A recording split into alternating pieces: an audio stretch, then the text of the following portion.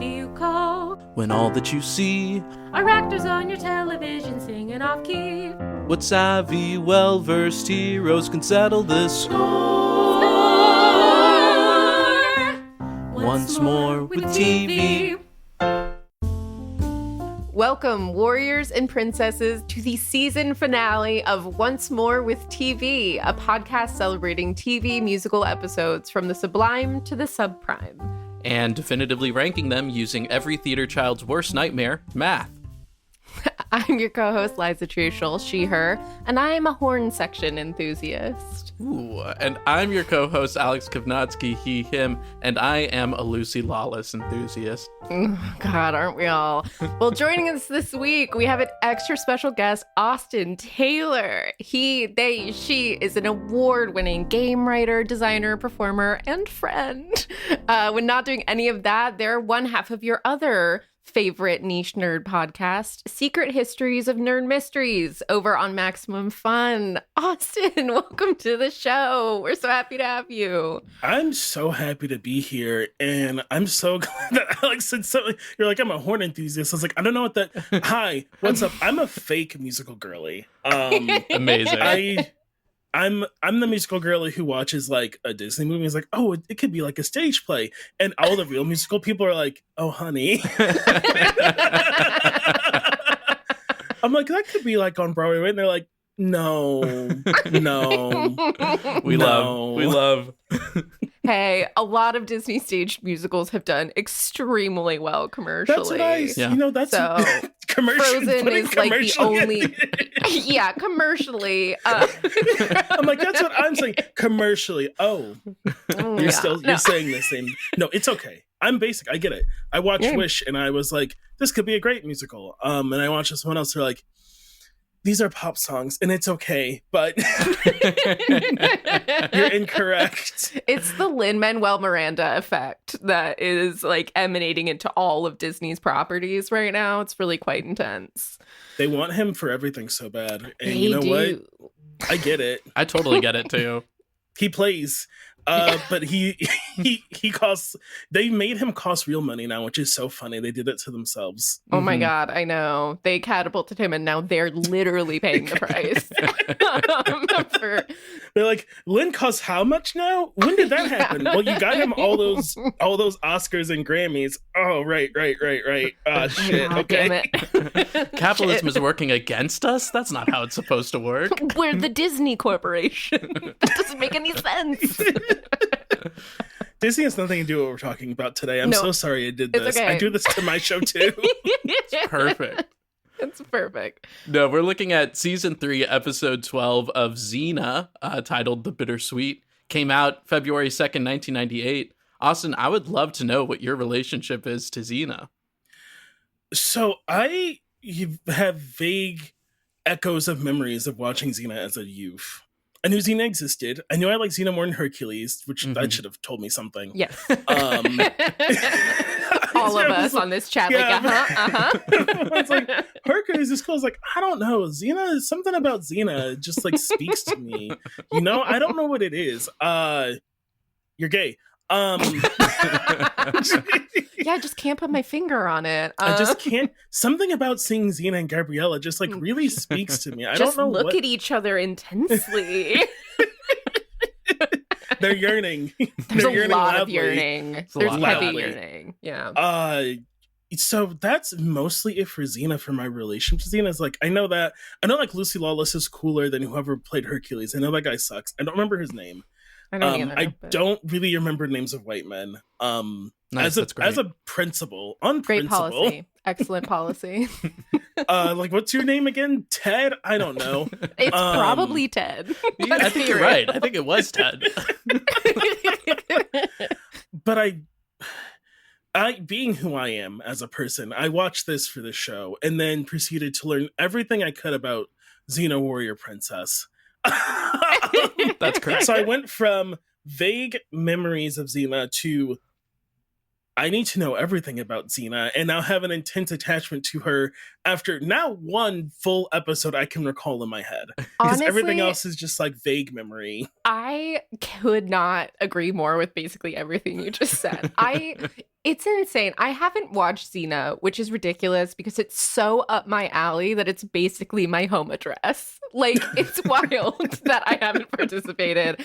I think, like, I absorbed some through osmosis. Like, it was very present, especially because I was a Buffy fan. And so, like, Buffy was, like, often referenced in the same, like, you know, sentence as, like, ass-kicking women on TV, like, you know, that also, again, something about me and like what I'm very interested in.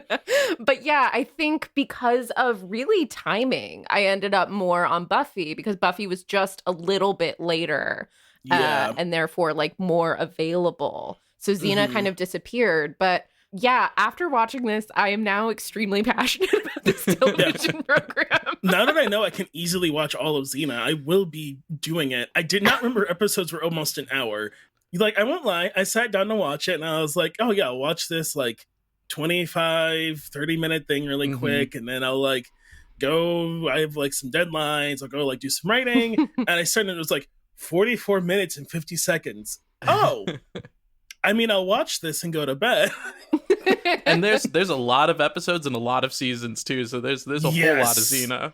Alex, had you ever seen it before? So I'd watched a little bit of Xena, kind of the same as both of you were saying, but I'd watched a little bit of Xena. My biggest memory was there was an animated movie called Xena and Hercules, Battle for Mount Olympus, and I loved that movie, and it also kind of scared me.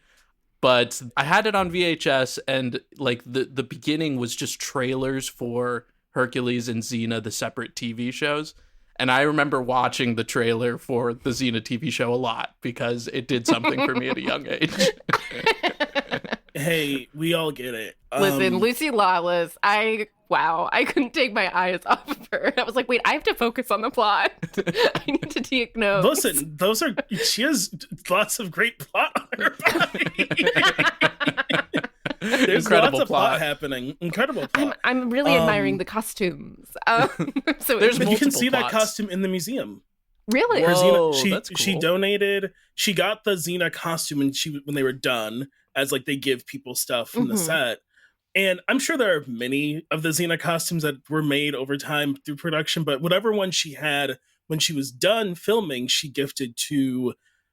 Oh god, it's like I think it's the American Museum of Costuming or something has it now. Yeah, Yeah, wow. you can go see it. The costume and her prop weapons and everything are there. God, that's so rad. Speaking of costumes, the costume and design reference throughout this whole episode, there's so much written about this episode. The research was crazy. But apparently the costuming was specifically tailored to specific tarot cards that have their own meanings. And there's like tarot imagery throughout the whole episode. It's kind of wild. Wow. It was really nuts because I noticed it.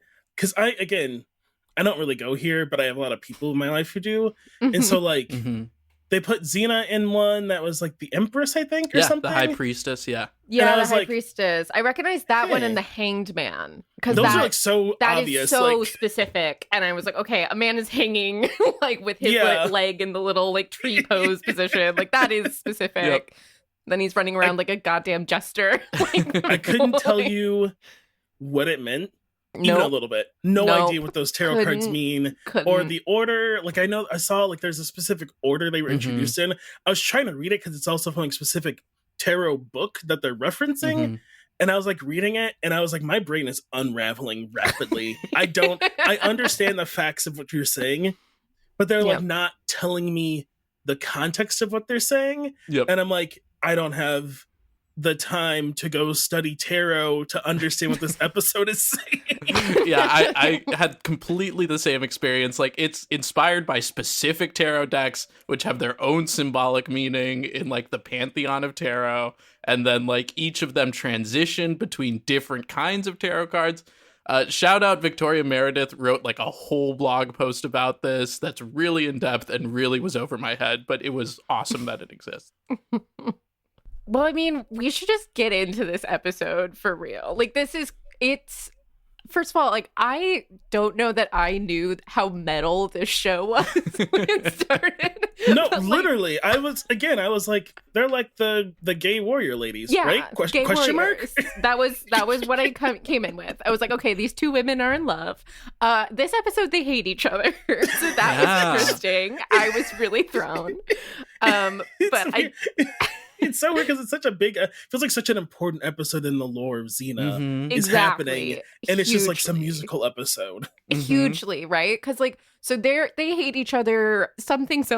The previously on was very vague, but I guess something about Gabrielle's daughter and Xena's son. It resulted in the death of both of those children. Xena has blamed Gabrielle. Their relationship is poisoned. They've had massive falling out. Xena's gone to the dark side, I guess. She's like back with Ares, who has the craziest facial hair of anyone It's I've ever insane. seen. It feels like they're So trying weird. to reference that's like the facial hair people would give like the devil a lot. Mhm. Yeah, right. Yeah. And so Like a it feels goatee. like that's what they're referencing. Yeah, is he's like the so shirt. evil. I mean, he's so evil coded. It's just Yeah. unbelievable. And yeah, I mean, like, she runs into this. First of all, where are we? Are we like, does anybody It's a know good where we are? question. That's a great question. I mean, I know we're in New Greece? Zealand in Greece real life, question mark? but Maybe yeah, because like she's up on that mountain screaming. she's on the mountain in the Totally. winter screaming, and then Gabrielle is like in a village having light BDSM treatment. I am not Hey, listener, I'm not exaggerating. She's like Nope. full ass naked, getting like flogged, and I'm like, what is going on? It's Just- a purification ritual. Purification. Truly, the only thing she's wearing is a CGI tear that comes across her Yes. face. That's it. Oh my god. I really What? I wasn't expecting the nudity in this at all. Oh, yeah. 'cause I Oh, kind there's of, a like, lot. There's Oh, yeah. a lot of it, and like just to go up Gabrielle's body, I'm like, her ass for free. Yeah. Actually, I Again- paid $189 for this episode because I live in England. But I was like, what is going on here? It was once again like, I'm like, this aired on basic cable. Yeah, Are you sure? What was going on in 1998, guys? We got ass on TV. We got a lot of ass, but yeah, so I don't know, but 5 minutes after Xena is atonally screaming on a mountaintop, she's back in the Amazon, like in a tropical wherever it is that Gabrielle is. There is a lot of, I had subtitles on because I basically always do, and like the number of things that were used to describe like all of the war cries that these women Oh, made. yeah. It was Ululating. ululating, it Yeah. was shriek, it was Ululating. whoop, it was cry, it was grunt. Like it was like I mean, Xena's Really in wild. particular is iconic. Like, that is an iconic Yes. soundbite. And it was Absolutely. delightful to hear it. it was so fun. But yeah, she fights all of these Amazons like immediately and then drags Gabrielle by That was her crazy. feet on Yes. And I need to stress, there's no way that a simple loop tie like that would bind someone well enough Hmm to drag Great them point. anywhere. Great point. You gotta practice better ties, everybody. Okay, hmm And nobody ask why Austin knows that, you guys. It's not No. important. it's really not why important. Austin It knows how really- to drag someone behind a horse. Okay, It we're really not isn't worried about important. it. Stop dragging looking any- into it. Dragging anyone in any fashion I understand she wasn't trying to do it in a safe way, but if your intention is to drag someone up and getting out, like, come on now, like you gotta get up Listen, in nothing there. about that was safe. Like 8 times, I was like, No. this woman is dead. Like, there's no way that she has any skin left on her back. She's like, she takes out like a fence at one point. She goes into a boulder it's at another. I'm like, it's she's nuts. dead. Like, Yeah, It's this is nuts. this And is the face murder. Lucy Lawless makes for the whole scene is Yes. deranged. Yeah, It is was- crazy how often she's smiling when she's fighting. It's like Yeah. she has two modes, smiling and vicious, and those are the only presets. It was wild. And then, of course, she screams vengeance and lifts this woman over her head and is going to throw her off a cliff. I'm like, this is 5 minutes. I have no notes. That was perfect for Yeah. me. Listen, I won't lie. I wish it was me. Lucy Lawless, if you can lift people above your head still, I'm available. But it was just nuts because, like, again, I went in like, aren't these ladies like, why? What is that? I know. Yeah, really confusing. Also, the idea of like, again, while watching, I was reading everything good about Xena. I was like, okay, I know they come back from this. I frankly don't know if I could come back from someone dragging me behind a horse. Great point. Picking me up over their head, screaming, vengeance, about to throw me off a cliff. I don't know if I can, like, maybe you could, like, apologize to me. I don't know if I forgive you. Yeah. I'm pretty sure that friendship is over, you know? We'll run into each other at someone else's party and sort of nod, but we're not hanging out on our own. It's behind me now. I am not hanging out with you, but it is behind me now. I just like the idea that for Gabrielle, this is just the hazards of hanging out with Xena. Like, that's just Xena being Xena. She'll be back. She needs therapy. We haven't invented it yet, so what can you do? That's just Xena. She's an Aries. Damn. I mean, that is what gets us into the musical, right? Yes. I mean, we tumble together off of the cliff, and now we're in a musical. We're also naked. We're also again naked. Important. It feels like it takes gives a breath of life that is just a light kiss on the lips, and then someone adds ADR of like a whoosh sound. And I'm like, okay, ladies kissing. All right. Yeah, we get our first song, which, by the way, the songs for this are so hard to know what the titles are because they're a mashup of like a bunch of different songs happening at once. This one, I think, is technically What's Still Unwritten. And actually, a question for y'all. Did either of you notice any dubbing at any point in this episode? Yes. Yeah. Yeah. So, it's not super subtle. It's not great. Do you know which characters get dubbed? Well, Callisto is this one, right? Mm-hmm. And there's a very distinct line between the actress doing her talk singing and then suddenly it's a Broadway level vocal. Exactly. Like, those are different voices. Yeah. Gabrielle is also dubbed. Gabrielle did not sound her like lip Gabrielle. flap didn't hit. It right didn't hit. Also, it didn't hit super well. I think they did a good enough job as they possibly could with dubbing, and I think the actors did a decent job faking it. But it was noticeable for me too. But how do you both feel about dubbing for singing in general? Because I had a weird back and forth in my head of like, do I like this or do I don't like this? I personally think it's okay in that I don't know who saw like Les Mis and decided they needed a musical episode this season. But like, part of it wasn't like they signed up for like a musical TV show, right? Like they signed up for a show. And so I think it's okay to be like, yeah, I'm not a singer. Like there are a lot of like Lucy Lawless like sang for hers and she did pretty good. And I feel like there's a lot of actors that can maybe carry a tune if they're classically trained, just because like it's something you learn. But there's also just as many people who can't that act they're like, I'm an actor. I'm not like a musical person or a Broadway person or whatever. So I think it's okay. Yeah, I think it's a thing where you can't ask everyone in the world to be a triple threat, like these people signed up to be on a television show where they were acting. A lot of them seem to have movement experience, like even this Callisto girl, she was doing like a lot of like nice dance work and stuff like that, and that makes sense for a show that also has like a lot of heavy like fighting and other kind of movement choreo that's going on. But yeah, not everyone's a singer. I think something we talk about a lot is I don't need someone to be the best singer if they're just like committing and trying. But I also, if someone doesn't want to sing because that's not a comfortable space for them, I'm glad they're given an avenue to like still be in the episode and still be an important part of the show. So if Gabrielle's like, I'm just not a singer and I do not want to do that, might as well get someone really good who can also have a moment to shine, right? So it's a bit of a pity that they're not like on screen ever, like the person that is actually singing, someone else is being kind of credited with it. But I mean, I don't like 100% love it as a choice, but I do understand it and I want to give them some grace.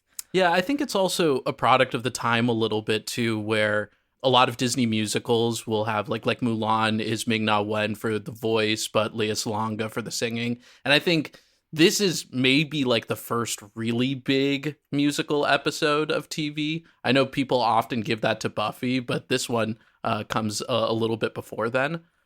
But yeah, shout out both of those singers. I think they do a good enough job trying to match the character's voice, but it is a little bit noticeable. The one who does Callisto, by the way, is Michelle Nicastro, who is Amanda Reese in When Harry Met Sally, which is just a fun callback of the lady who's just making out with Harry in the very beginning of that movie. That. Good for her. This song is crazy, though. Can we talk about the song? Oh, you mean the one where a Shih Tzu starts singing? I lost my mind. This was a wild song. So we're being welcomed to Illusia, the musical world. What is it? Illusia is music, a world built on rhyme. It's carved out of space in the absence of time. Whatever that means.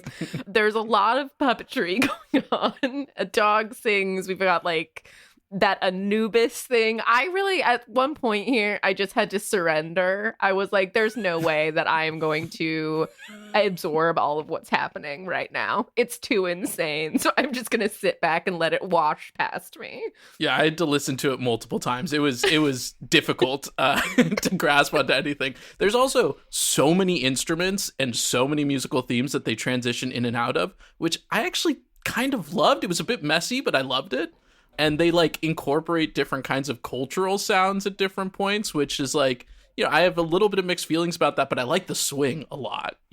Yeah, we've got like a lot of instruments going on. There's like a insane, almost like it's really over the top. It almost felt like Looney Tunes shit at like random times. I was like, that what circle is didn't going help. on? The circle, the animal, the circle, the fates. They kept showing them every time they said, "We're the fates and we control your," I don't remember. Yeah, whatever. And I was like, are these meant to be the fates? Why are the fates like reject Hanna-Barbera sound? like every time it went to them, it was like, have you ever seen a Looney Tune show tone? Mm-hmm. Here you go. It was like, welcome to the Animaniacs. like I was like, absolutely wild. It made me have a hard time like understanding the tone. I was like, okay, yeah. I'm like, is this Callisto like just messing? Like, is she just bored? Is she helping? I don't get what your vibe is. You're dressed like a jester. Yeah, dressed like a little Peter Pan. like you're jumping kind around. of hot, but you're kind of silly. Like, what is going on here? It was very sexy Christmas elf, and it was hard to figure out what her motivations were. Also, was she the same blonde woman that like appeared to Gabrielle when Gabrielle was being whipped by that guy in the mask? No, I think that was her daughter. Is that a different blonde woman? Oh no. I think that's her daughter. Oh boy. Dead now? Question mark. I know she like wasn't really there, right? Anyway, whatever. Whatever. I was confused by whoever Callisto is and whatever she wants here. Like I couldn't quite understand what she was doing. She does seem to later when she's like talking to Xena about like you have to let go. She seems to be wanting for some reason to help them on their emotional journey, but then we don't see her again after that. So like, why was she? She's also like, you have to sing. Lots of people say throughout a lot of the opening numbers, like you have to fucking sing. You gotta do it. That's what a man named Joxer does in a second. That's a crazy name for a person. It's a crazy name. Also, that guy, like, I don't know how to describe this, except he has, like, such a contemporary face. I was like, you are from 1998. Yes. I will say a lot of the choices on this show are, like, very distinctly 1998. But, like, he had a 1998 face. I was like, you can't exist in another time. Like, that doesn't work for you. The way he talked, I was like, you are not in this show. You're like a man who was isekai'd not onto the set, but you were isekai'd into the actual Xena show. Yeah. Every time they watch the film, they're like, we don't know where this guy keeps coming from. He's not there when we film. Did he keep showing up in the film? And should we be worried about that? Should we be worried about this guy? Yeah, he is absolutely not of this time at all. He sticks out like a sore thumb.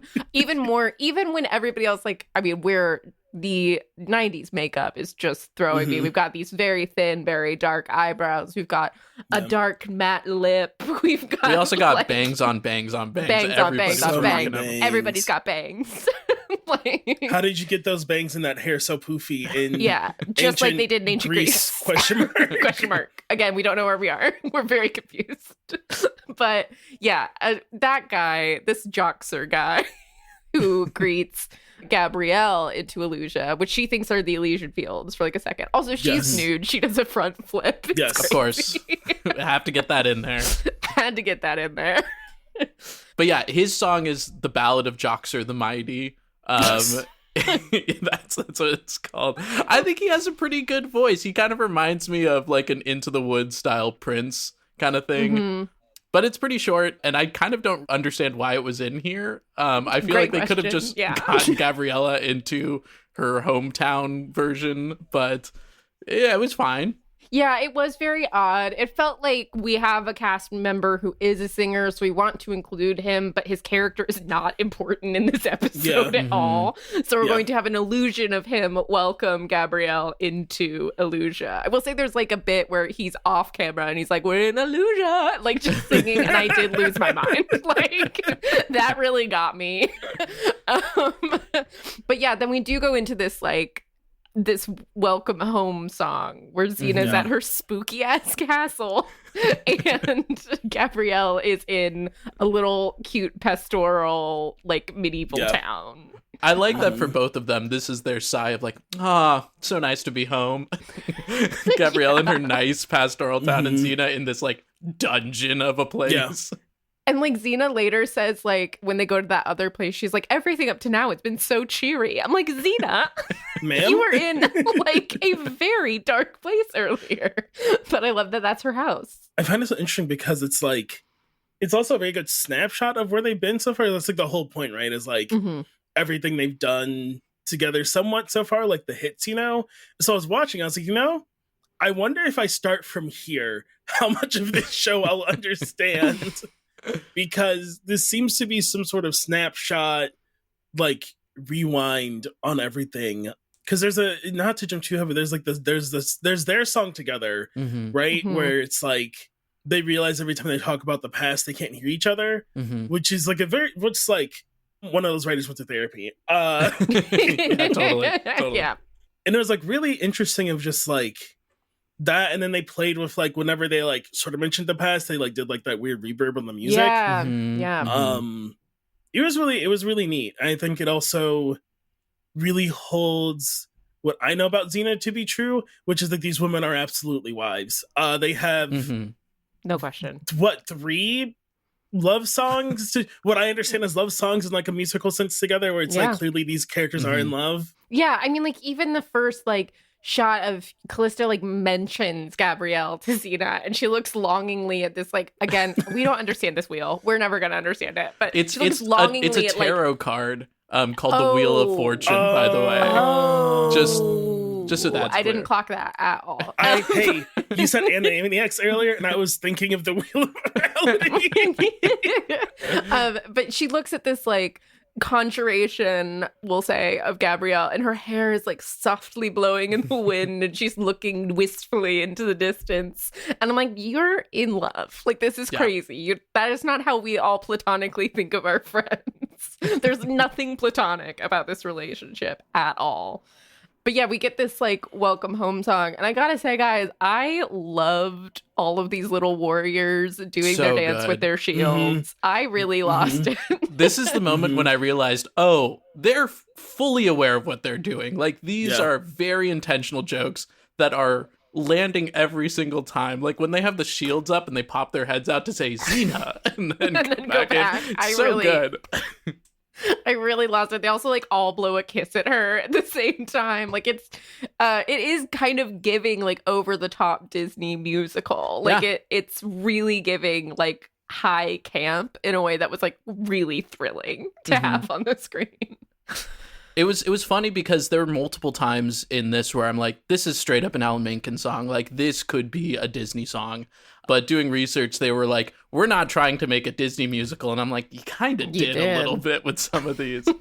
I think they were going for like a Sharks and Jets kind of thing here, but it's way too campy. Yeah, no, they landed straight on Alan Menken. There's also just like villagers love peace, peace, peace. Warriors love war, war, peace, war, peace. Leo Tolstoy could never. Okay. It is called War and Peace. Incredible. Wow, take notes, Leo. But yeah, Aries says at one point like vengeance can be such a hoot. That line really got me. There's a lot of like very goofy lyric work going on. The line that got me, I don't know if it got me more as like it made me go, huh? Was they mentioned like Gabriella, like, oh, the bard is finally home. I was like, wait. So it's one of those things that's a little funny to me. I'm like, are you meant to be a bard? Are you meant to be a performer and a singer? And you're the only characters from the main cast who's done. It's just like one of those things where I'm like, that's a weird choice, everyone, to like cast someone.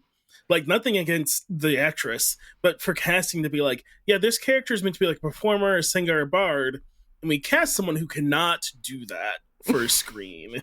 I am getting a memory right now of in the animated movie. I think she does carry around like a mandolin or a lute or something. Incredible, like a very classic bard look, and I think that's right. It kind of seems, it seems like it would fit. She's very much supposed to be this like gentle counterpart to like Xena's warrior, right? And so like my brain's just going like bard, cleric, like all of the like people who can do healing. She's like, what if we didn't pirate and burn people's houses down?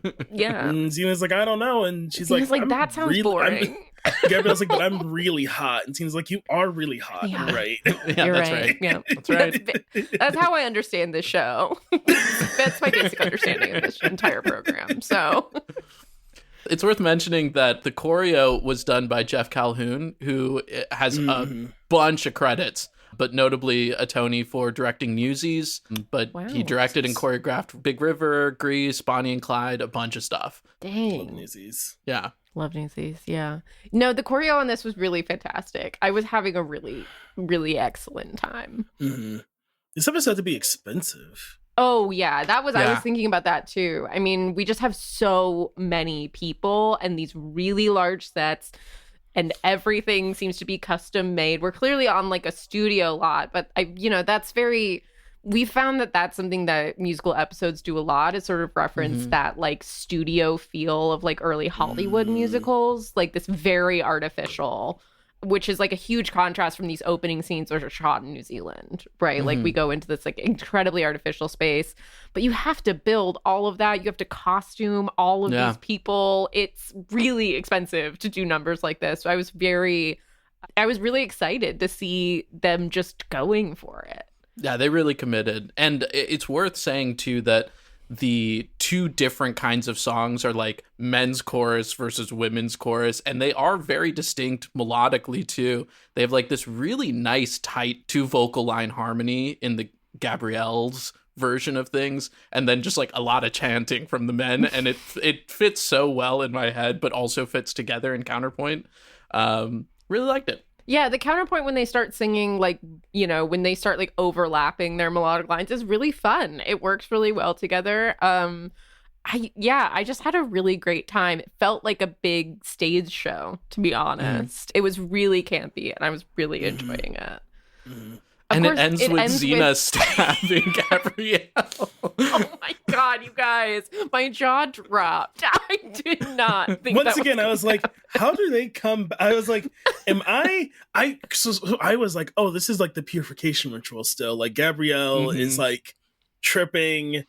Xena is also on a mountain still. I don't know. Like they're both like in this like weird psychic space. They're not really here together. And she stabs her and I'm like, and then she wakes up.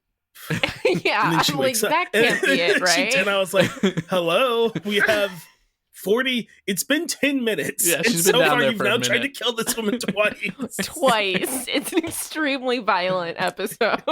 I was so surprised when she stabbed Gabrielle for a second. I was like, am I forgetting that they recast this character? Like, did this actress have to leave for some reason? Are we like, I was suddenly very worried that Gabrielle was dead because she does not wake up immediately like I thought she would. There is like a significant amount of time where she's just on the ground. She technically never wakes up. She Yeah, walks it's true. She walks in behind. She walks in behind. Wild. As Xena's like, I killed Gabrielle. And Gabrielle's like, you killed me? And Xena's like, well, not for real. That was so funny. Basically, yeah, it was so Gabrielle's sudden, like, and? It was so funny. The sudden jump for Lucy Lawless to be like avoiding eye contact and like, no, and like shuffling on her feet was so funny. It's lost so good. It. I was just playing into the game so we could get out. I would no, I didn't. No, it doesn't girl, count. you thought you murdered her. This isn't a criticism because I think it's actually a great choice, but there is a long amount of time before you start to see guilt on Lucy Lawless's face, even before the real Gabrielle comes in. It's like, she's still in this. Maybe that was a bad idea to kill my one best friend. Yeah, it takes a minute for her to get out of like almost like bloodlust she's had. It takes a second for her to come down and be like, oh no, I've stabbed my wife. I don't remember where this happens, but Ding Dong, the bitch is dead is also so good. Fantastic. Oh, yeah. Excellent work. Yeah. That's Aries, I think, during this scene. Yeah. Aries says Ding Dong, the bitch is dead, puts on his like crown and disappears. He really like, and then I think drops. Gabrielle comes in. Like, yeah. Wait, sorry, I don't know if I'm remembering this wrong. Does the whole tango song happen while Gabrielle's on the floor? Oh. Yeah. Yes. Because there's that dip. There's a really good shot where he dips Xena, and then Gabrielle's dead body is like You're there. Absolutely correct. I think that's right. So fun fact, I found the actor for Aries had to practice that scene with like someone like a foot shorter than Lucy Lawless. Mm-hmm. Wow. That's an adjustment to have to make on the day. She got hurt on like a horse stunt or something. Yeah, she got a knee injury. You know, people, it's the 90s. Everyone's doing their own stunts, like insane people. And she couldn't be there until like had to film it. And they're like, then it went well. And I'm like, that's crazy that you also didn't practice it together. She walked in with her like brand new healed knee and was like, yeah, I could do it one day. Like, yeah, I can do a tango. No worries. I got this. And the tango's pretty nice. It's enjoyed it. I love a little like piece of much simpler choreography, just a dance for two people, right? But what's this song called? Did you say Melt? It's called Into Melt Me? Into Me, yeah. Yeah.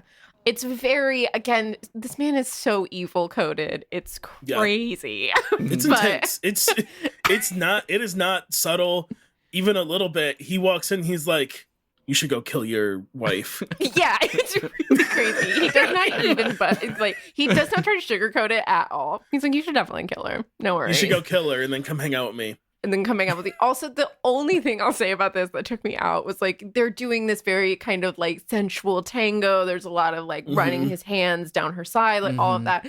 But in the background of this fucking shot is Joxer, who's come in a complete wardrobe change where he looks insane. And he's like cartoonishly frowning in the background. Oh, I didn't see that. That's so funny. You were so focused on this man. You were like, I have really to find You're him locked. in every scene. This man who shouldn't be here. I'm like, what are you doing here, Liza, sir? this character actually wasn't in this episode. We don't know what you're talking about. It's so interesting, right? Because that's like something... It's interesting that he was Hangman and not the Fool, because I feel like that's something like a Fool would do, and like, and when you get into like classic theater stuff, like the Fool is for some reason in every shot doing something in the background that feels like it doesn't totally. Like, why and are like, you here? and this is after he's done his weird makeover, where suddenly he's got like very pale face makeup on and like very like dark lip, and he's wearing all black. I guess in mourning, even though she like literally just died. Again, we're in an illusory space. We can do whatever we want. Yeah. Also, everybody is changing costumes every 4 seconds, so it is completely. But yeah, he is in the background of the shot, and just do yourself a favor, rewatch it, and look for him in the background, and you will absolutely lose your mind. It's really funny. That's great. But then we're transported by lightning ? To a new space, the black and white echoey room ? What is going on here? Yeah, this is exactly what you were talking about before, Austin, where it is a good a really interesting choice that those echoes happen when they're starting to talk about their past and arguing with each other and they literally can't hear each other. I just thought it was a really nice touch. Yeah. Yeah. I was also like, Lucy Lawless got some pipes. I mean, I know like this is not a live recording by any means whatsoever, but like still you can hear it under that. I'm like, okay, Lucy. Yeah. Totally. Yeah, I mean, up to this point, she hasn't really sung that much, right? Like, there's been a lot of sort of singing at her, and she's largely been talking or singing back in like little couplets. And so I kind of thought she wasn't going to, if I'm honest. But then she breaks it out, and I was like, okay. No, she sounds great. She also has this kind of like rock affectation to her voice, and it made the whole thing feel like a 90s music video, and I was here for it. It did in a very real way, and I really appreciated it. It felt right for the character, too. Like, Xena, again, she's metal. Like, she's a rocker. Like, I don't care what time. She stabbed her wife 10 seconds. She just stabbed her wife, you guys. And she's kind of sorry about it. Like, she's a little really sorry. remorseful. It's like one of those things that's nuts. Is like, I haven't watched the season up until now or the show. From what I can gather, her son's dead because she says because of you. I'm sure there's more to it than that. Surely just straight up kill her son. That would be kind of nuts if you did that. I don't think we should be having a discussion. But like, it's so interesting because they're both like blaming each other. Because Gabrielle's like blaming her. Because like it starts and they're like trying to entertain each other. And then it turns into Xena's like, well, yeah, but you killed my son. And Gabrielle's like, well, it's actually your fault. And also, you've ruined me because you're fucking insane. Is essentially what it boils down to. And it's so interesting because it's like, I'm like, are there two sides to a son dying? Maybe I should watch this show, but I feel like there's not two sides to that. Like, I don't know how we come back here. They do. They get there. We solve it. Spoiler, we solve it. But I totally get that. There is a very confusing blame game going on, and the stakes of it seem unbelievably high. But yeah, the song, I think it's interesting. This thing where we echo in the past means it's forced these characters to be in the present in a very like text way, which is really interesting. And the song itself is good. I mean, it's a bunch of like weird sort of minor intervals and like unresolved sort of lines, and it's, you know, you can feel the pain in it, right? They're talking about like their hearts hurting and stuff, and it's a painful song, and you really do get that in the vocal performances as well. Even the one that is dubbed, you get that. So I don't know what they're fighting about. I don't know whose side I'm on, but I'm sad that these two wives are fighting. I'm like, no. It is really cool because it's like the actress who plays Gabrielle's sister auditioned for her role to like sing by phone while she was home in Detroit. She had the audition by phone. She like recorded it in Detroit as well. That's like where they recorded her song, was like at a booth here in Detroit, and then she flew to New Zealand to tape, obviously. Wow. So Detroit mentioned. The other thing was, I do find it very interesting because it's like, until now, like the songs hadn't been bad, but they felt very like nudge, nudge, haha, like we were kind of talking about. You know, like they're not bad necessarily, but they're very much, they know what they're doing. They understand this is not kind of the tone for this show. They're very campy.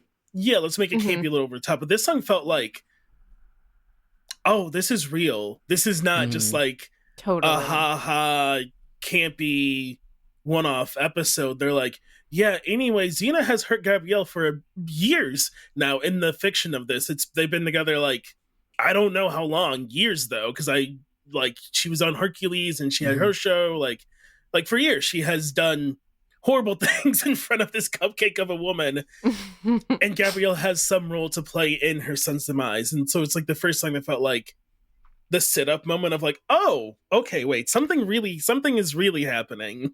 It's like the first song without a joke, I think. Yes. Like, all of the other songs have been a little bit jokey. And suddenly we are like, no, the emotional stakes for these women are extremely real. And we do a tone shift, but it's pretty successful. It's a pretty successful tone shift. Yeah, it works for me. Yeah, you sit up and you listen. You're like, oh no, this is a very serious episode. There's a lot of like small musical choices that I think are really nice. Like it's a great choice to not really have them singing in unison or harmonizing at any point. It's cool that the echoes come back while they're singing.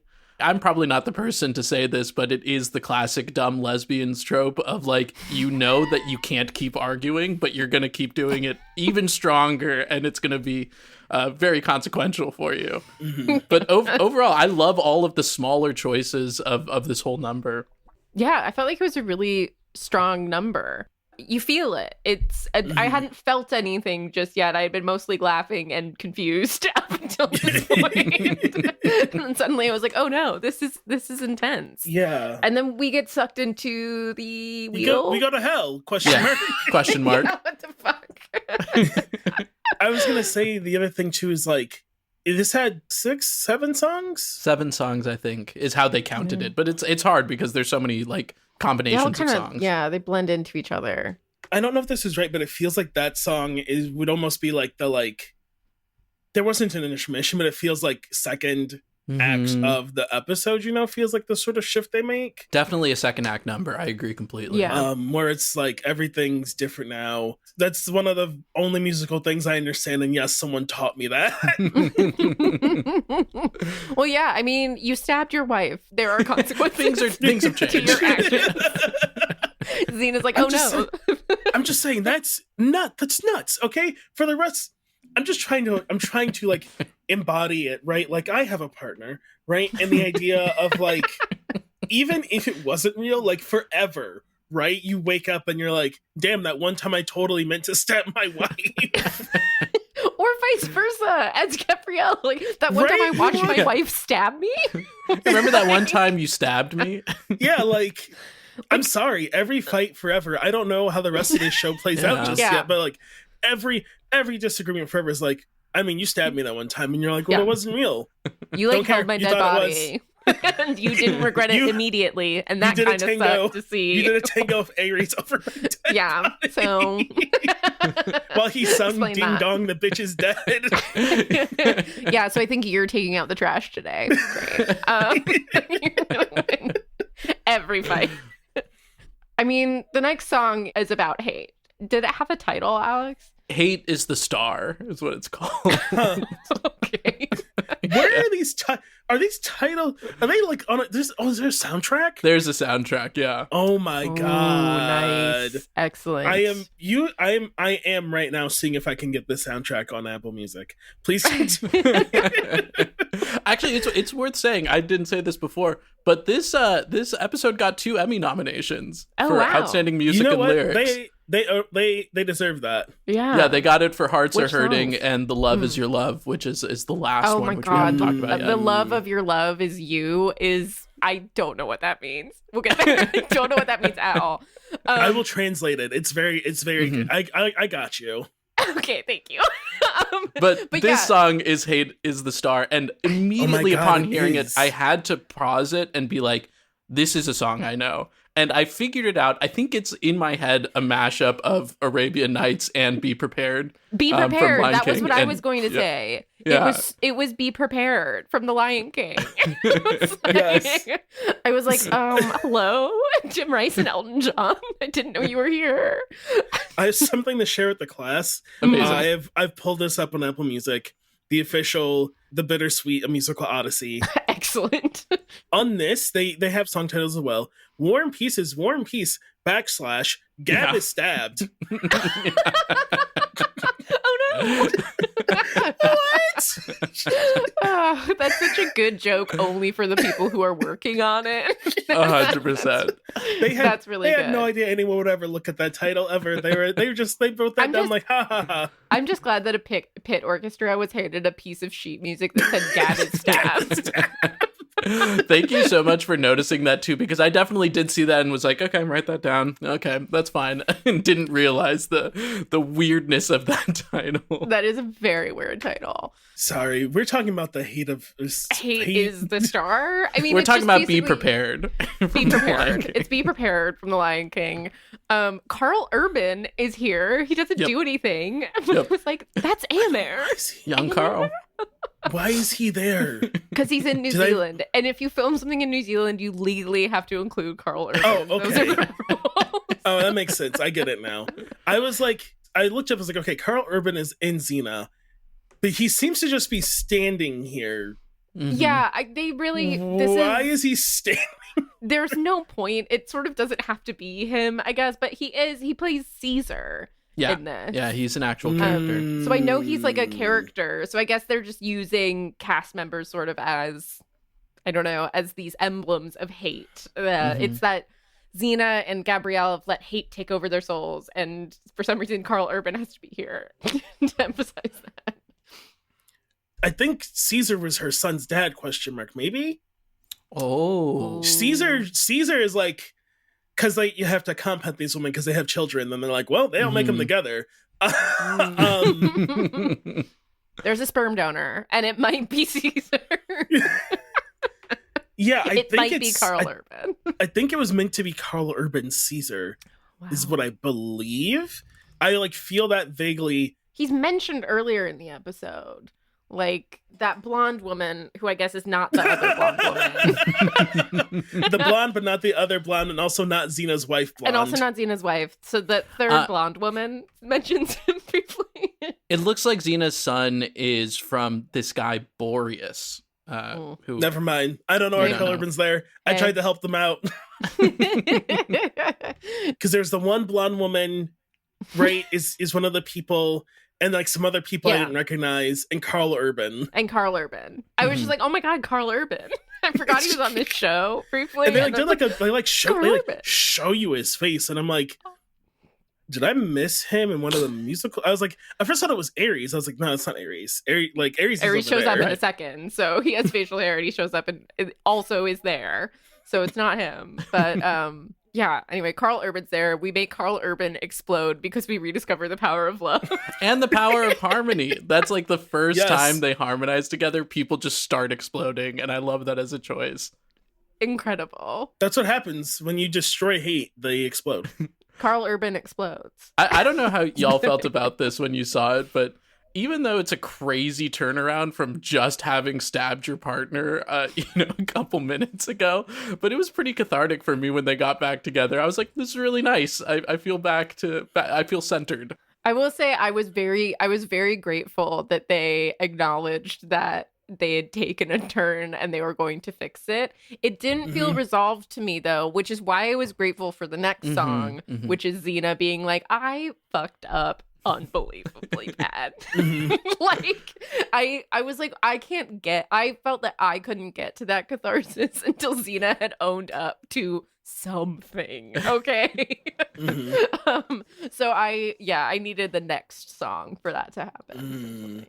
Yeah. The Love of Your Love, Emmy nominated also. Both of those songs, by the way, lost to a Simpsons song. So maybe for when we do another Simpsons episode, we'll check that out. I can't start talking about the Simpsons. I can't start talking about the Simpsons. I can't do it. But I'm so angry. Yeah, that doesn't make a lot of sense on the surface. It makes a lot of sense in the time period. It does. They just had so... Also, guys, Emmy voters are... That's a whole other question mark, especially losers. In 1998. They're dumb. They're historically dumb and just pick things that everybody's seen. I mean, I don't know. There's the Emily in Paris of it all.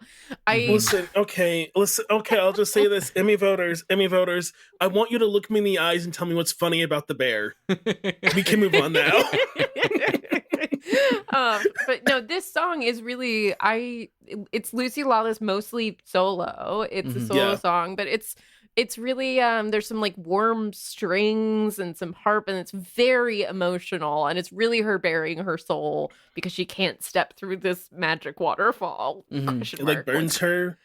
There's also a guy laughing this whole time. Yeah, there's a man with lion sound effects just in the corner laughing. Yeah, did not understand that even kind.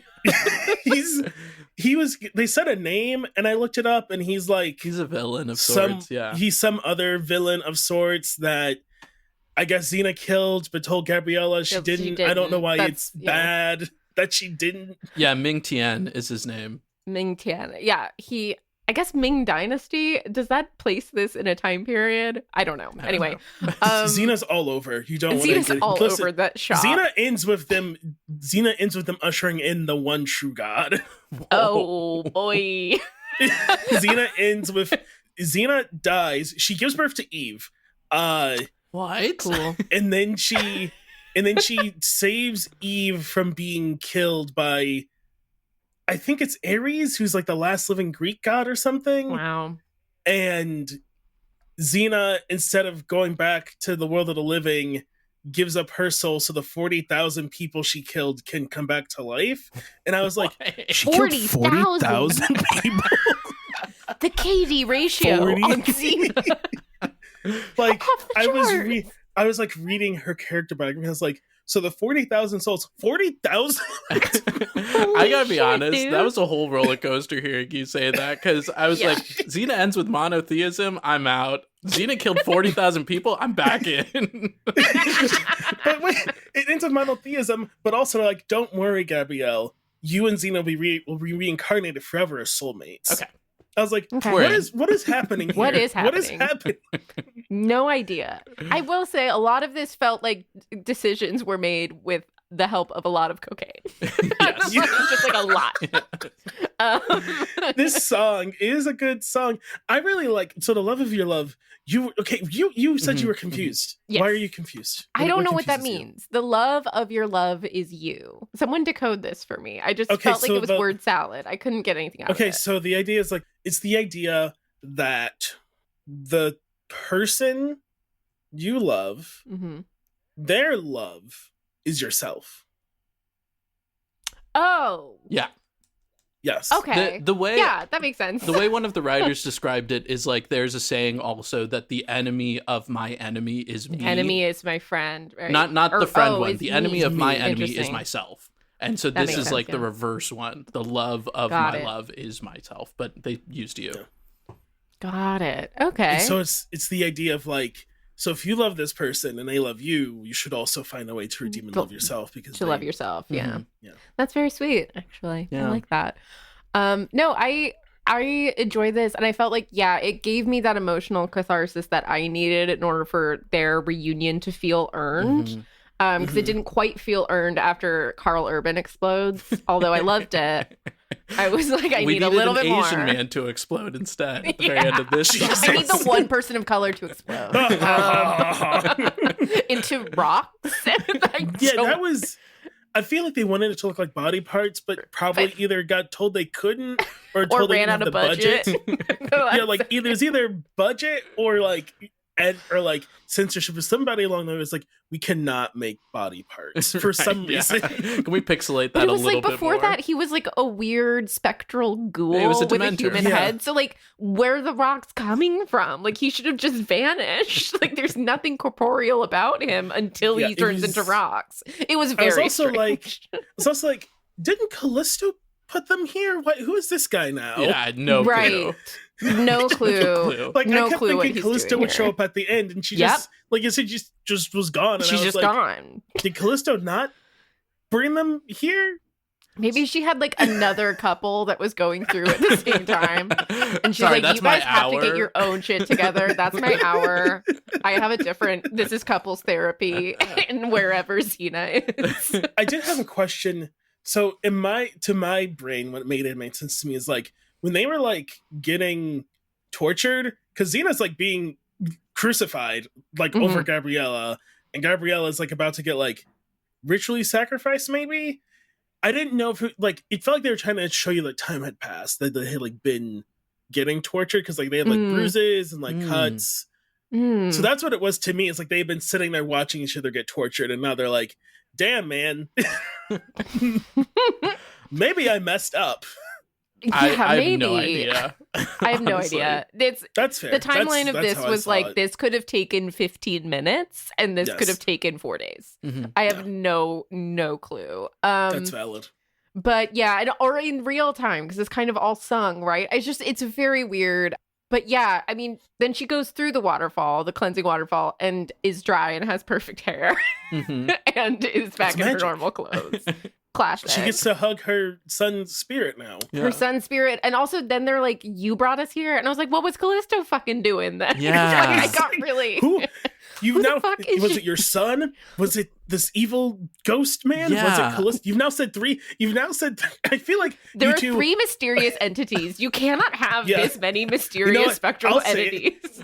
Don't worry, Alex. I'll say it. Hey, you dumb lesbians! Listen to me. I'm one too. We can't just keep saying things. We can't just keep saying. You can't be like every time you see a new ghost guy, be like, "You brought me here." You can't just keep saying it, babe.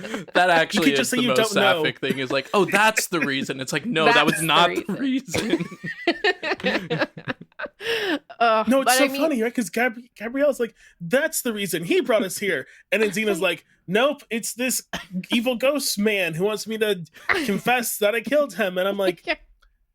This feels like you had like 2 extra minutes of showtime and you wanted to do something. You could Yeah. have just had it end on the sun, and you're like, no. I feel like It's that must really have been really weird. important to the show, though. That like It this has was to a have been, really right? big secret that she was holding on to for a very long time that wasn't addressed, Yeah. right? Like I Which think they falls just needed to blank which slate. falls into like which falls into so much of like musical lore is the idea that like what you can't say you have to sing. And so like Mhm. there is a big running theme we found of like secrets being revealed. Mhm. This one does feel sort of tapped in at the last fucking second in a very weird way. Mhm. But it must have been important. Like it seems important to Gabrielle that Xena kept this secret from her.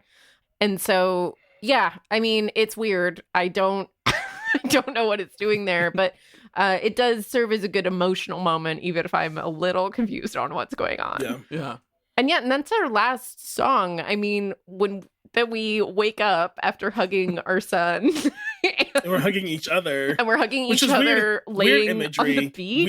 Mhm. Weird imagery. Very weird. Yeah. They just sort of make snow angels in the water on the beach. Like, also that has to have been so cold. cold. And these, like, Freezing. I was just thinking about how cold these women are as they're being forced to like laugh in a carefree way as we just play string music and fade out. Mhm. Like, Or I'll say a really weird CGI sunset. I'm like, very New Zealand- weird. New Zealand's like pretty, guys. You could have just like It must have been just like the Yes. grayest day because also like it looks cold. They look Yeah. Yeah. miserable. I'm like, guys, Yeah. come back on a different day. Shoot this on a nice day. But no, we had to get it in the can. We're running behind schedule, and it's just I know we've talked about a couple CGI things. I don't know how we haven't mentioned the CGI griffins yet. Oh That- my God. They're a monstrosity. Oh my God, what the fuck are those, man? it's so interesting to me because I'm like in my head, right? Like it's a fantasy action show from the 90s. I'm like, surely they had to do CGI a lot. Mhm. I don't know, but surely they must have done that a lot. But it feels like this was like their first time ever touching a computer for this show. Mhm. Yeah, we opened Uh, After Effects and we were just like, ooh, I can do fire. Like it really feels like it's Birdemic CGI. Yeah. It's really, really wild looking. Listen, they blew all their budget on the sets and costumes, and they were like, fuck, we still need to have this CGI griffin in here. Hey, if that was what they blew it on, it was worth every penny. The set and costume does look good. Yeah. I exactly. agree completely. Well, like, it's that the Griffins come back. Like, it was Yeah, only they in come that back multiple insane times. first. That's the Opening. thing is, like, we The o- keep coming back. We keep adding them into new scenes. We're like, we should Yeah. definitely have Griffins here also, right? I'm like, no. Sorry, how much did we spend on these CGI griffins? No, bring them back. We need to use them as much Bring as them possible. back. We gotta use them Yeah. again. It's so Because- weird. Because truly, like, Xena's welcome is a cocaine-rattled fever dream. Yeah. Like, if I was Xena and woke up there and saw all of that, I'd be like, I need to leave. hmm The only Yeah. way to leave is sing, I need to leave. Yeah. Spin the wheel. No. I feel I like, would yeah, just like to I go need to home. leave and I'm never touching drugs again, by the way. Yeah, absolutely not. I am straight edge from here I on am out. straight edge as I- hell from here on out. I drink clear liquids. We were fighting for one time and everything went crazy. Let's not do that again. Let's never do this again. No, you have to do this trial to come back to terms. No, I will go make it with my wife right now if I can leave. Yeah. Can we please go? This is awful. She's over there in that fake village. Just here, babe. I'm sorry. Let's go. This place sucks. It's like an escape room where like, can we just rage quit? I hate this. I do not want to do your stupid puzzle. Look into the camera. I want to go home. Yeah. Can we get a hint? Yeah. Oh my God, you guys. That was the episode, guys. And any last minute thoughts before we score this? My one last minute thought was watching this is, how did they ever pretend this show wasn't gay? Yeah, that's crazy. Oh my God. Ever. It's so It's a great sapphic. question. It's crazy. I was like watching this and I was like, these women are so clearly in love, it's disgusting that anyone ever had to try and like pretend like again, I feel like people in the show knew, right? Yeah. But the fact that known, right? Yeah. any writer ever had to pretend they weren't, I was like, they have like 3 love songs in this episode alone. And also, we all have eyes. Yes. Like, what are you doing? And also, every woman in you this show fooling? is so hot, and every guy is so mid. The some man so you've mid. seen. Yeah. It's so funny. All of these white men are so unbelievably mid and like could just blend into each other, except for that one who I'm obsessed with, but like everybody else. And then all of these women And are every so, woman is so the hot. hottest woman you've ever seen in your life. Crazy. Oh my God. It's a great question. The show is incredibly gay. It's insane that anybody tried to tell me that either of those women are heterosexual. That is nonsense. No. But with that, I think we should jump into the scores. Let's do it. You ready? First up is the general vibe. I mean, this is like how much we enjoy it. How is it aged? Is there anything like problematic about that? Is it a good episode of TV? For me, I really, really enjoyed this. I had a really great time. I will say, honestly, on the point of this show being like very sapphic, I do still think you feel that the team, the creative team, is very male. Yeah. I think that still comes across, and mostly in that like these women are like constantly nude, which I'm not against, but it's never reciprocated by anyone of any other gender, right? It's like just women, and men are always leering at them, like they're always commenting on it. And their armor is always only covering their titties. Like, that is it. Yeah, just titty armor. So like that for me is kind of the only thing that I was like a little meh on, but otherwise I had an excellent time. So I don't know. For me, it's pretty high.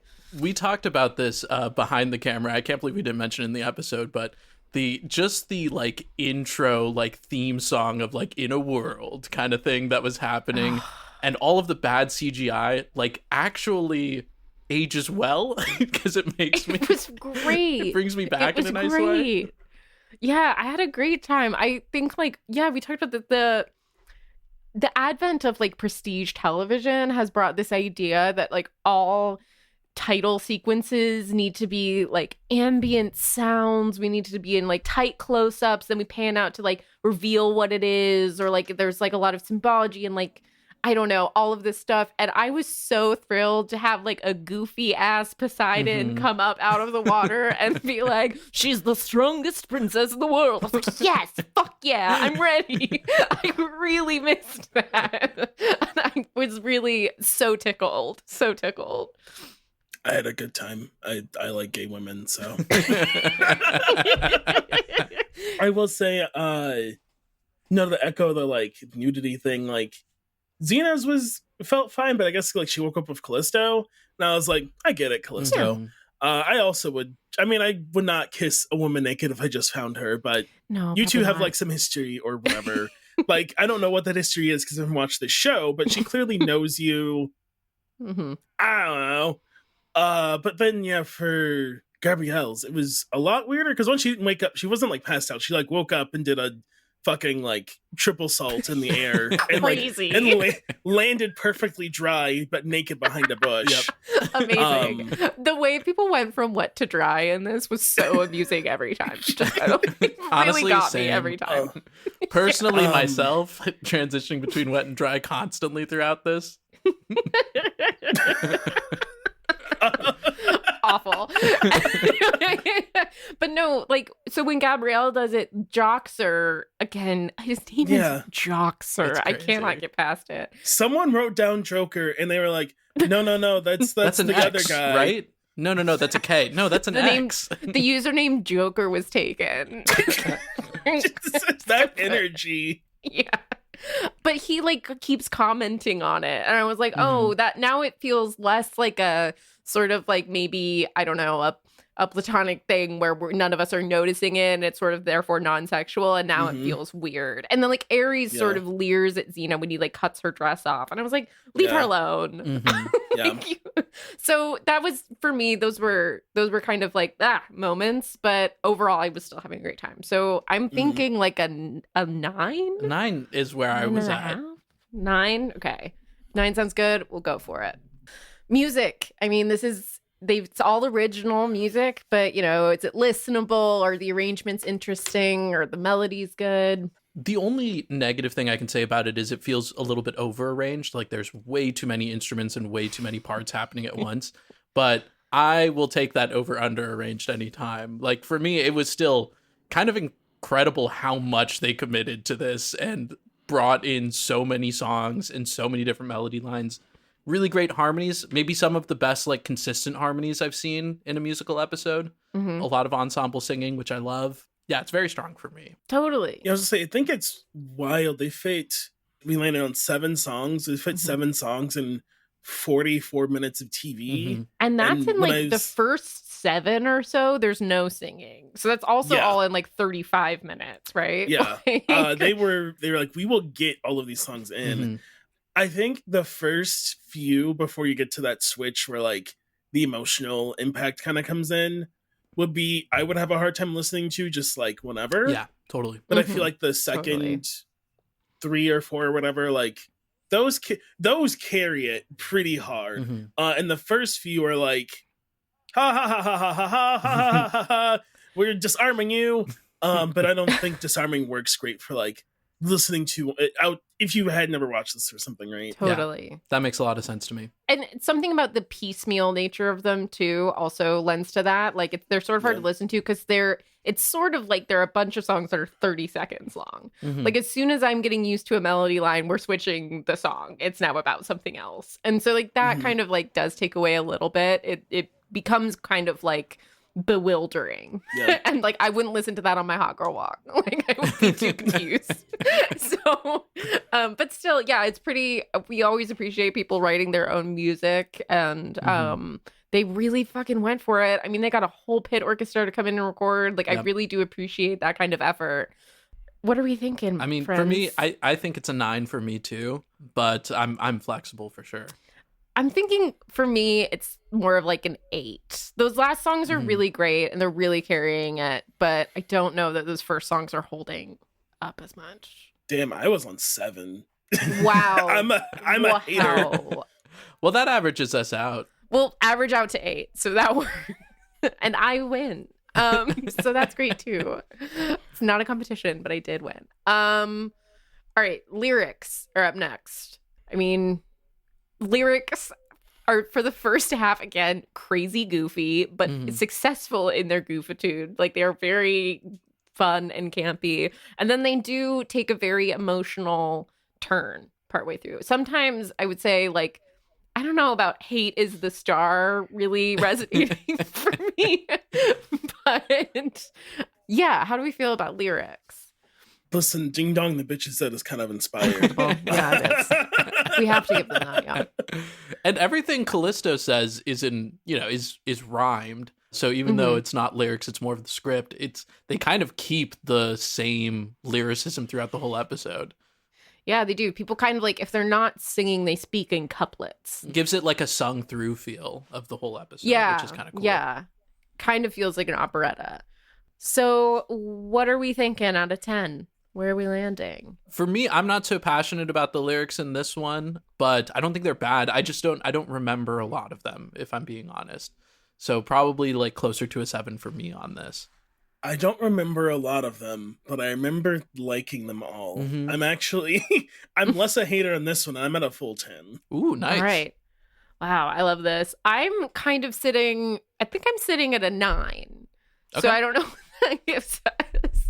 I'd say let's pull it up to a 9 then. Let's give it a 9. I think there are no lyrics that I didn't like. I think sometimes they're getting lost maybe just because they're going so fast and they're so like a little discordant, but like there's none that I like hated, maybe except for Hate Is the Star, which I don't appreciate. But anyway. And I think the love of your love is you, while complicated, is a really nice message.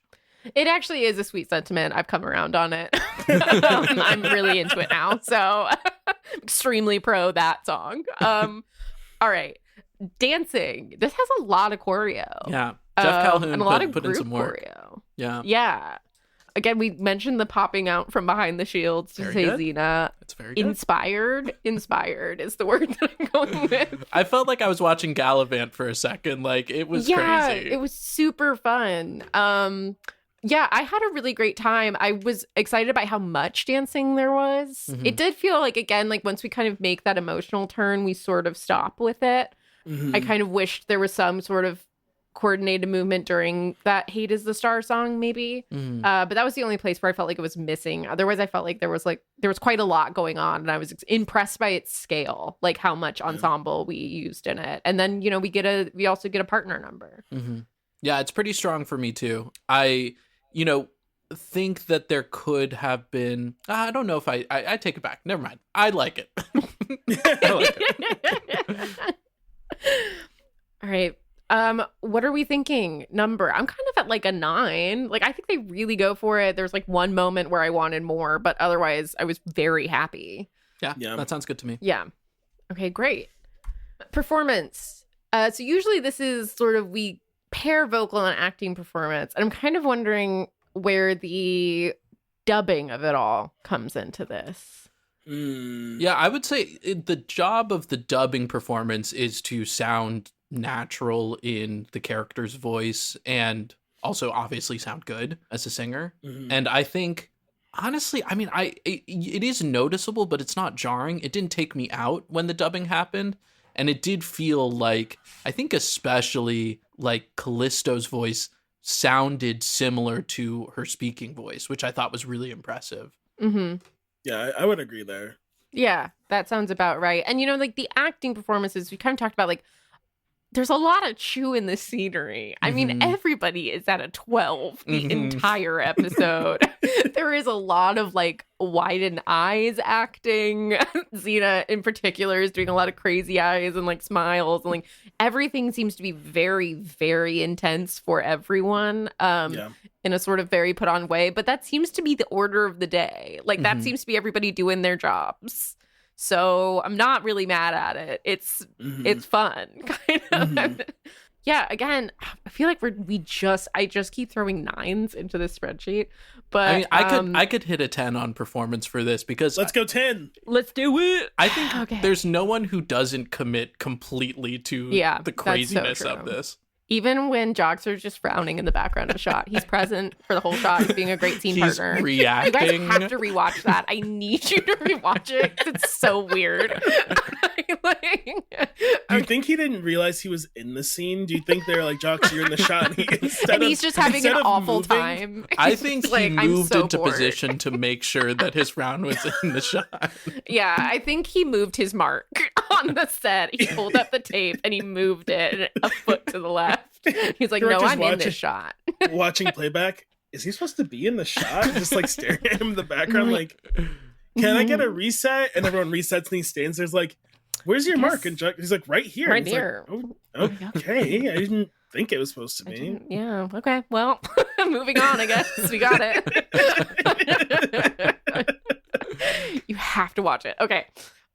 Writing. So this is, dialogue, pacing, script quality. For these, it's sort of, since so much of it is sung through, it almost feels like we covered some of it in lyrics. But yeah. But I think another note to bring overall with writing is that we were confused a lot of the time, and partially that's because we don't watch the show, right? And that's, they're doing the best they can to be like, remember your son that died? And we go, oh, okay, there's a son that died. But it was pretty messy writing in parts, I think, to be polite. I mean, yeah, we have complained multiple times that we don't know why they were in this space, if it was Callisto's doing, if it was Xena's son, if it was this man. Like, we're very confused. Unclear. We're lost.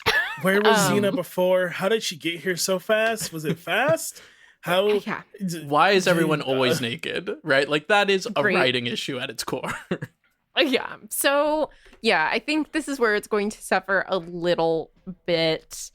At the same time, I really love the echo thing, right? Like, I think that's kind of profound. And I don't know if the tarot thing falls into writing or direction, but I think that's a little bit part of it, maybe. I think I'd put that in direction. Yeah, I think that's right. Because it doesn't appear in the text at all. It's like purely a visual. Yeah. But yeah, writing, there are moments that are really great. And I do think they had to do something really difficult, which is resolve this insane fight between your two leads. Yeah. Like, that is really hard to make that feel like that is earned, because you've built so in one much. Episode. Yeah. Also, in one episode, baby, she's gonna stab her wife, but it's gonna be okay. Like, that is a monumental mountain you built for yourself. And it is at times a bit of a roller coaster. I think I'm feeling a 7.5. I'm at a 6. Okay. Yeah, I'm closer to a 6. Let's go with a 6, because I was thinking 6 originally, but you convinced me up to a higher number. Yeah, I was sitting at 5, and then you said the thing about the echoes, and I was like, oh, that actually was a nice moment. So we'll give it that. Yeah. Okay. Direction, cinematography, blocking, framing, the costume choices, which you mentioned, the tarot.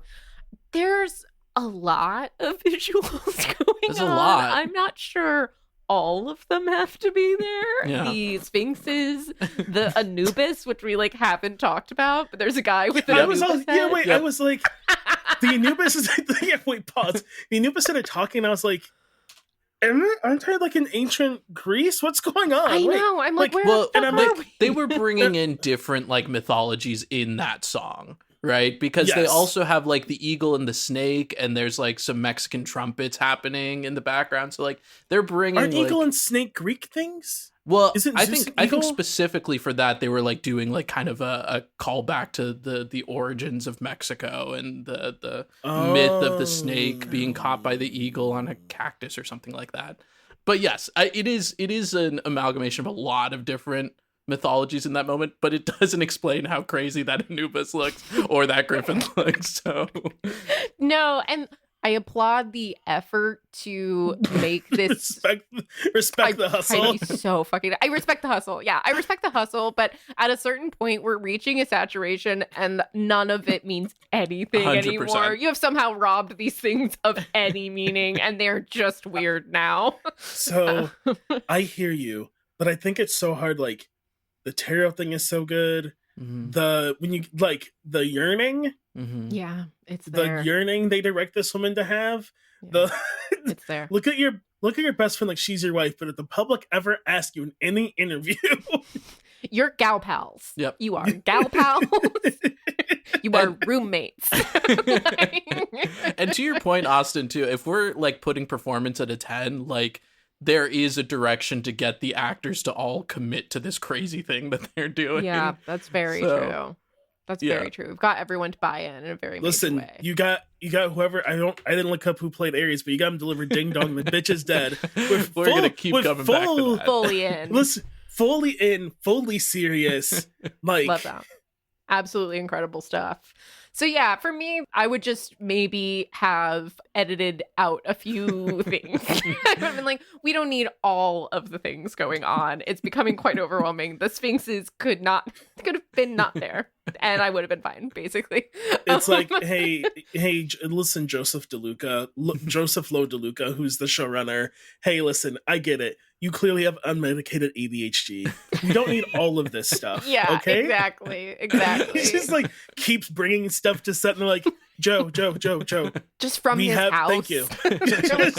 We have a props department, Joe. Do you need this Anubis? Joe, listen. You've been so good to us. We don't need more stuff.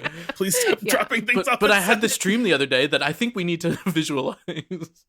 Guys, I've done more cocaine and I have an idea. Are you even into tarot? No, Joe. I don't like how you said it, that sentence. I had a senior for costuming. We've costumed everybody already, Joe. And he's like, what if they all had 8 costumes minimum? We already spent our whole budget on the CGI.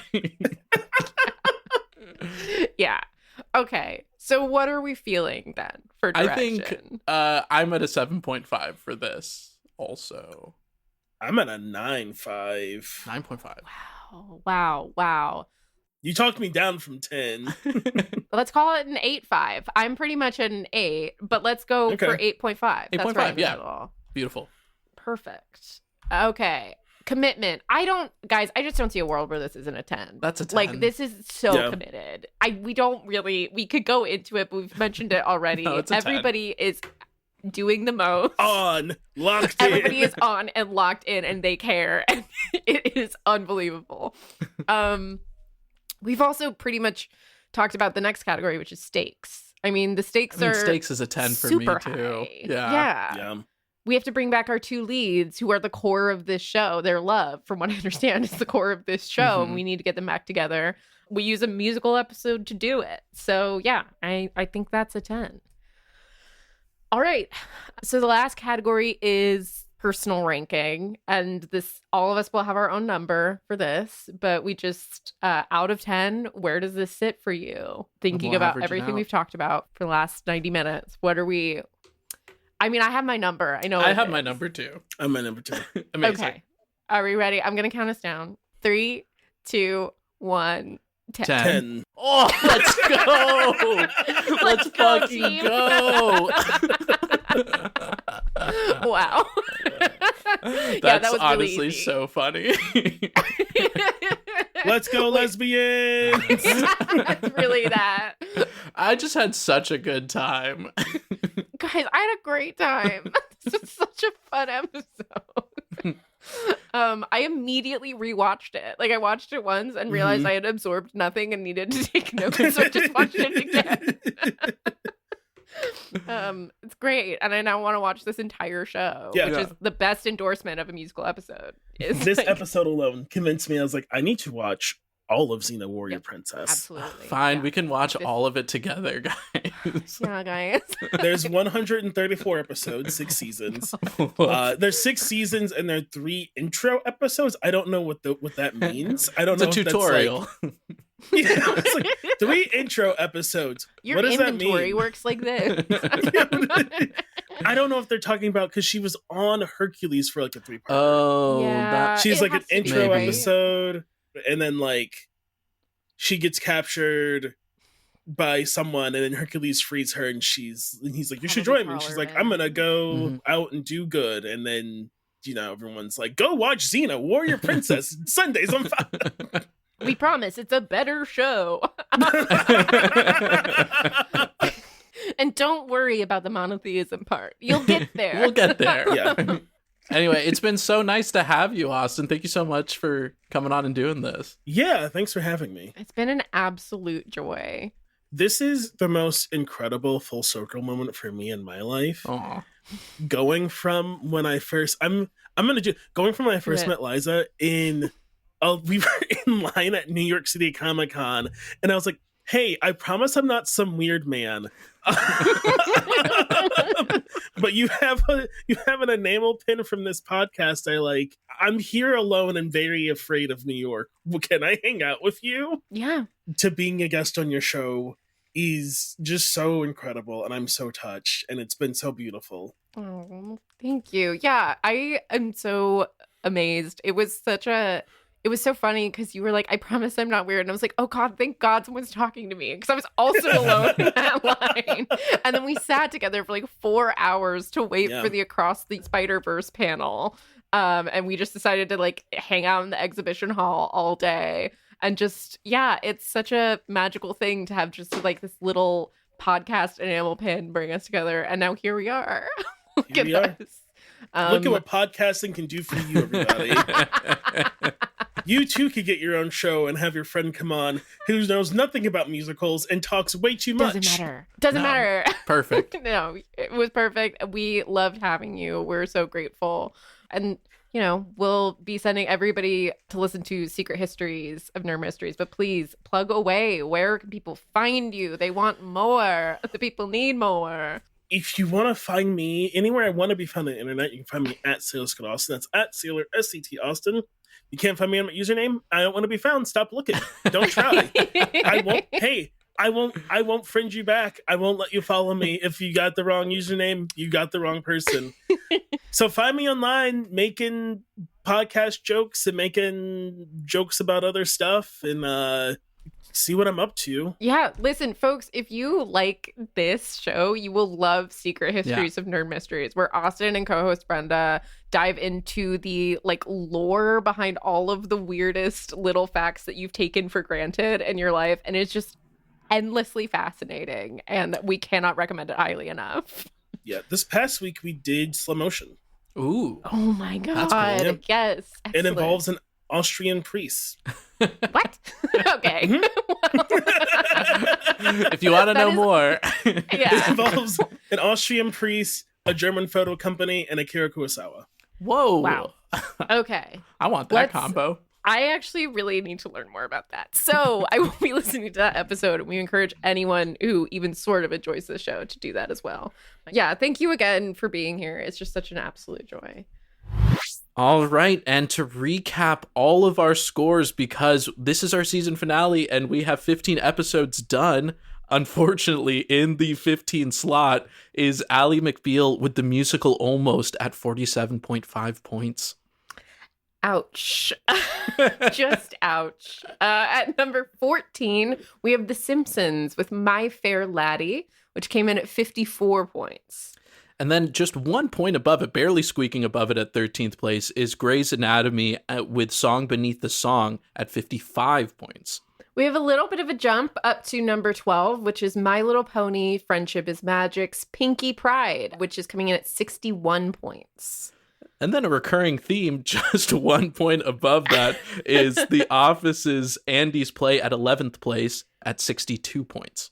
And the 10 slot, and so we're now in our top 10, we have Riverdale's Chapter 31, A Night to Remember, which is really only 2 points above The Office.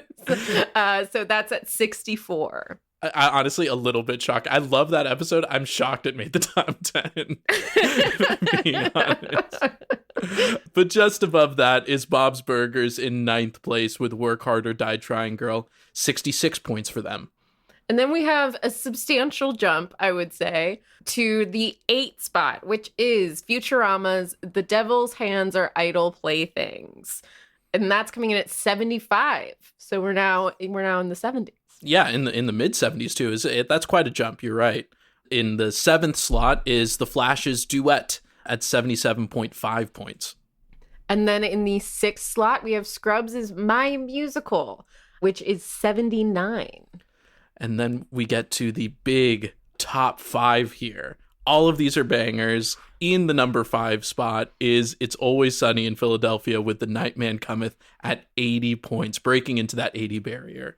Oh, so great. Another certified banger. Number 4 is Star Trek Strange New Worlds' Subspace Rhapsody, which came in at 83.5 points. And then just above that, in the 3rd place slot for our season finale episode, you just heard about it, it's Xena's The Bittersweet, 89.5 points, incredibly high for that episode. Incredible, well-earned. It feels right for it to be there. At number 2, we have probably the upset of the season, I would say. Steven Universe's Mr. Greg came in at 95.5. 12-minute episode, absolutely nailed it. It's crazy. If you know, you know. I feel like everybody who has seen this episode has been like, yeah, I mean, that should be ranking super high, but I didn't know it was going to do that. Sure didn't, yeah. And thankfully, we don't have to rename our show because in the number 1 slot, as we knew it would be, Buffy the Vampire Slayer, once more with feeling, 97 points. I mean, that is going to be it's going to be hard to knock it down. It's not impossible. It's not impossible. Steven Universe came out of nowhere and almost got there. If it had been a 30-minute episode, who knows? Who knows? Yeah, there are some surprises on here. Personally, I'm actually really surprised that Scrubs and The Flash aren't in the top 5. I always felt like when you talk about musical episodes, those are 2 that come up all the time. So I'm really surprised to not see them in the top 5. But I mean, folks, we're looking at the numbers, okay? The numbers don't lie, and neither do we. The numbers don't lie, and neither do we, and we're very, very objective.